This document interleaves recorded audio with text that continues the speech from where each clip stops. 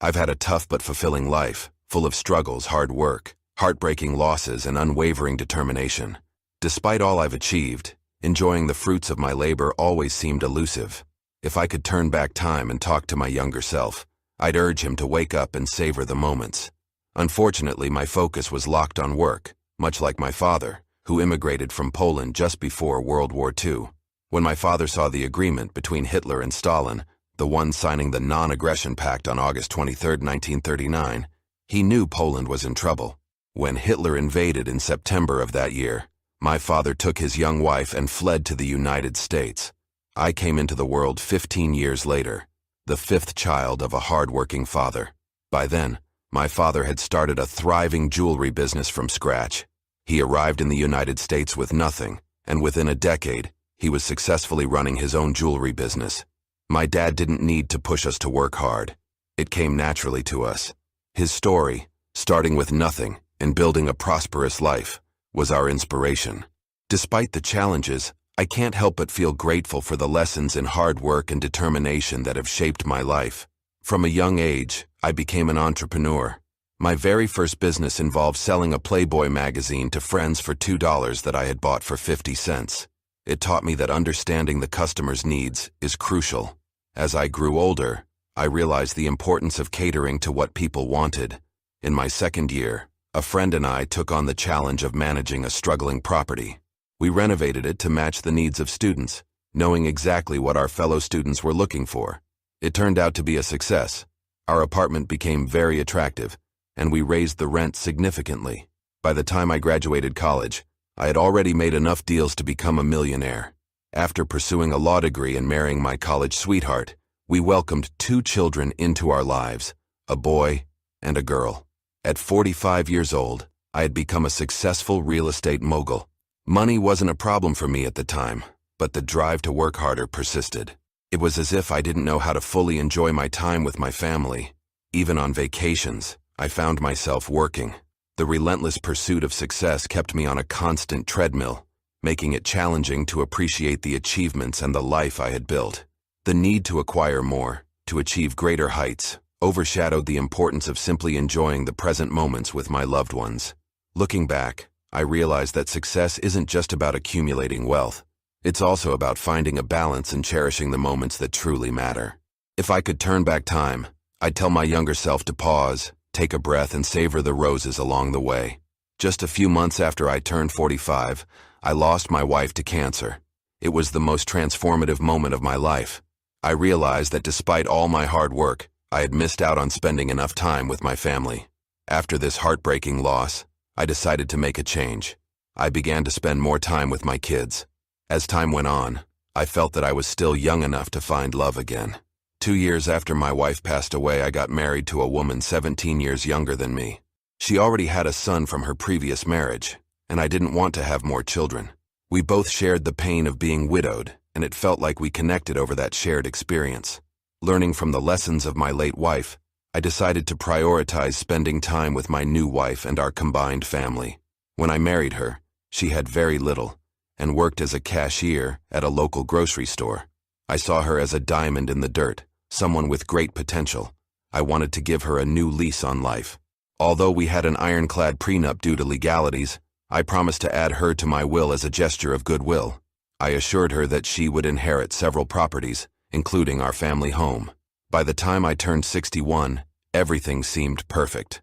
My business was booming, and my kids, my son and her son, were already working in the commercial side of my real estate and construction businesses.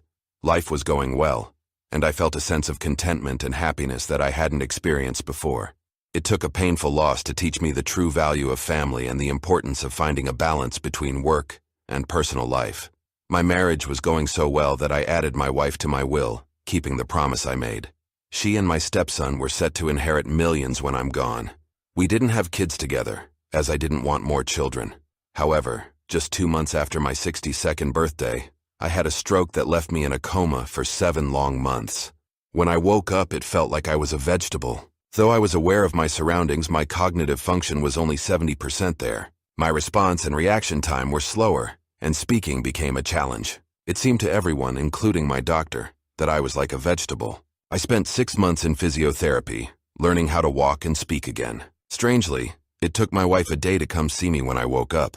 I couldn't shake the feeling that she had given up on me. I sensed that she wasn't happy that I woke up, and with my reduced cognitive and motor skills, I felt like she was disappointed. It seemed like she didn't want to endure a marriage with someone who didn't have all his functions as before. This left me severely depressed, but I couldn't share it with anyone. Despite my struggles, I had my 2 children who but only my son is involved in the management of my business. My wife had a small role in management, more ceremonial, to get a handsome check for tax purposes, so she would be well compensated tax-free. On her first birthday after I woke up from the coma, I gifted her $150,000 and an expensive car, thanking her for staying with me through this challenging time. Naively, I hoped it would serve as a token of appreciation for her loyalty and somehow bring back the way things used to be. These were just a few of the many gifts I had given her during the course of our marriage. During those 6 months of physiotherapy, I noticed something odd. My wife would sneak in during midnight to check on me, thinking I wouldn't notice. I was writing a lot back then, as it helped with my cognitive function. I started keeping logbooks, jotting down details, including when she came to visit and when she returned home. I knew my mind wasn't all there, but this behavior felt like a big warning sign that needed to be documented. Then one day I woke up to find she had looked at my logbook and torn out the page where I recorded her late-night visits. I searched for that page and realized it was missing. I didn't confront her about it, realizing she was reading my notes. So I began writing positive things about her, hoping she'd believe everything was fine. She seemed happy, thinking I had forgotten about that page. Even though I had a full-time nurse at home, I still needed my wife there. It's what marriage meant to me. I started checking her accounts and noticed she had taken several trips to vacation spots and seemed to be having more fun than ever while I was in coma. It was a perplexing and hurtful discovery. The person I relied on seemed to be slipping away, enjoying life without me. Despite my efforts to understand and accommodate her, it seemed like she was moving further away from the commitment we once shared. Discovering that my wife wasn't happy when I woke up explained a lot. It's a tough feeling to realize someone you love might have fallen out of love, or never loved you at all. Perhaps this was who she truly was all along, and it took me being in a coma to understand. It was a hard truth to accept. My son, who was in his mid-20s, consistently visited me. Even during the coma, he would talk to me as if having a regular conversation. He played a significant role in managing my business and visited almost every day. During my physiotherapy, I shared my suspicions with him.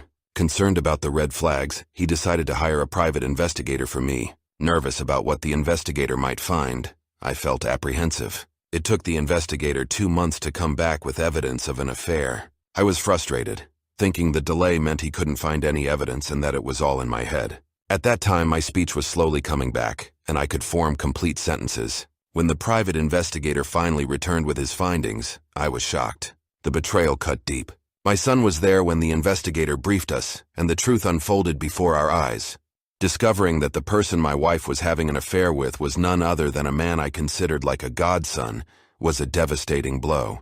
This man not only ran my company but was the second in command when my son wasn't around. If I didn't have my son, he would be running the company. The betrayal hit me hard emotionally, and even caused my health to deteriorate further. As the private investigator revealed text messages and private recordings, the shock deepened. The man I thought was my protege, my son's right hand, revealed an entitlement that was truly shocking. The messages exposed how he believed he should be in charge of the company, not my son. The recordings uncovered their plans, expressing their eagerness for my demise so they could seize control of the company from my son by any means necessary. I heard my wife's disturbing wishes for my death, that her affair partner was already married with a family. Their discussions didn't involve running away together. Instead, it seemed like they were using each other for the sole purpose of eliminating me and my son and taking over my legacy. They had a secret apartment in town where they met, and they went on trips together. The betrayal affected not only me but also my son, who felt deeply hurt by the woman he had always considered a mother. Despite knowing that things hadn't always been smooth between my wife and my children, it was painful to realize the extent of the deception. I had married her because I thought she was the perfect fit for my family back then, as she had a child of her own, and I believed we could create a harmonious blended family. The reality of the betrayal shook the foundation of trust and family that I had built over the years. Even though I was aware that my wife was jealous of the attention I gave to my kids and felt I didn't care enough about her son, it wasn't true. I did care about her son, but I couldn't love him as much as my own, which had been a source of conflict earlier in our marriage. I thought money could solve the problem, so I threw money at her, thinking it would make her happy. Her son held an executive position in my company, making a good living thanks to me, and I felt she should have been appreciative of the opportunities he had because of me. After the private investigator's briefing, my son and I decided to fire my so-called godson. However, we needed to understand what he was planning, especially in areas of the business where we had no oversight. Secretly, we invited accountants and lawyers to audit the business. During the audit, we discovered that he had taken several unauthorized loans and made deals that, if revealed, would undoubtedly get him fired and jeopardize the company. These actions could also put us in trouble with the IRS. The forensic accounting involved unraveling the complicated web of financial crimes. We traced the unauthorized loans, dissected the deals, and meticulously reviewed financial records. Each step required careful analysis, and our team of experts had to connect the dots to understand the extent of the wrongdoing. This process involved scrutinizing financial statements, transaction records, and communication trails to expose the truth. Immediately after uncovering this financial misconduct, we got the authorities involved. Rather than confronting him in person, I chose not to give him the respect he might have deserved after hearing the damning audio between him and my wife. The recording revealed his desire for my demise, his affair with my wife, and his utter lack of gratitude. My son and I then planned something special for my wife, wanting to address the situation collectively. This tumultuous time coincided with my worsening medical condition. The doctor had informed me that I had about 7 months to live, and I was dealing with additional health complications that I didn't want to delve into in this story. The urgency to address these betrayals and secure the future of the company added immense pressure to an already challenging situation. One of the few pleasures I had during this tumultuous time was being the one to inform my wife about the financial crimes committed by her affair partner. It brought me satisfaction to witness her reaction as she realized that her malicious plans were backfiring. Little did she know that I was fully aware of her affair, and both she and her affair partner were being monitored by the private investigator. I watched as she freaked out during our interactions and in her conversations with him on the phone and through text. They had no clue that their secrets were exposed. It was never brought up, and her affair partner had no idea how his illicit activities were uncovered, except for the fact that I decided to conduct an intensive forensic audit of my business, which made sense given my prolonged absence. I couldn't blame my son for the oversight, as there were sections of the business that I had entrusted to my godson's control. With my lawyer, I made changes to my will, removing my wife from it. Although I left some money for her son, I significantly reduced the amount and explained in the will why I did so, placing the blame on his mother. While he was an okay stepson and not at fault, part of my decision was motivated by a desire for retribution, to use her son against her when I'm gone. I also wrote a letter to her son, essentially letting him go from my company in a kind manner. I didn't want my son to bear the burden of firing him himself. It was a tough decision for me, considering her son had visited me in the hospital and was raised in my house. But the betrayal by my wife changed something within me. I didn't want to leave any doubt about who the company belonged to when I'm gone. All these decisions and emotions were laid out in the letter. The only thing I left for my wife was a divorce paper to be served by my lawyer when I pass away. When my godson was arrested, my wife wanted me to reach out, trying to get me to intervene. I pretended that my hands were tied, feigning sickness even though I could have done something. They didn't understand what was really going on, and a part of me enjoyed watching them scramble like chickens with their heads cut off. My company didn't escape unscathed. We had to pay millions in restitution to the IRS. Even though some of the crimes might have gone uncovered, my son and I brought everything to light in the spirit of transparency. My godson knew it could have stayed hidden, but he understood we were pushing for justice, feeling the weight of the betrayal against our trust.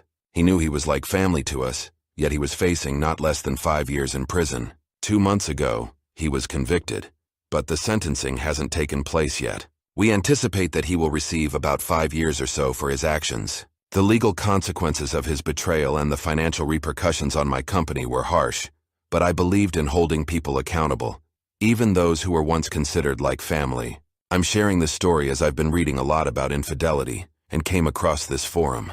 The pandemic has kept me away from seeing people and my grandkids, but since time is limited for me, I've been spending more time with my grandkids and my daughter. My daughter is unaware of my wife's affair, as she is not involved in the business, focusing on a different field. Since her affair partner was convicted, My wife has been trying to spend more time with me. Still, I've been using my grandkids as an excuse to keep my distance. I've been documenting and recording my experiences for my children, grandchildren, and posterity. Sharing my story on this public forum feels like a way to leave a piece of my journey behind. It's a strange feeling to know that when some of you read this, I will no longer be here. One last detail. When I bought my primary residence 15 years ago, I used both my wife's name and mine to assure her that I would leave her the house. However, I intentionally placed a lien on the property to make it less valuable. When I'm gone and she tries to sell it, she'll quickly find out about the lien from the title company, realizing that all she has left are the 2 expensive cars I bought her. I would have liked to put a lien on the cars too, so she could feel the consequences, but they are in her name. She has no retirement plan, so I hope she enjoys spending her retirement under a bridge, since I know she would run through the rest of the money she has been stashing away over the years, now that she doesn't have an unlimited supply. In conclusion, I want to emphasize that wealth is good, but spending time with family is even more crucial. I regret not spending enough time with my first wife, and now with my current wife. The realization about the importance of time spent with loved ones is a lesson that I hope others can take away from my story. As I write this on August 15, 2020, I reflect on the complexities of life, the choices I made, and the consequences that got me to this point. I accept my faith and have nothing else to add more than what I had already said, but Mazel Tov on my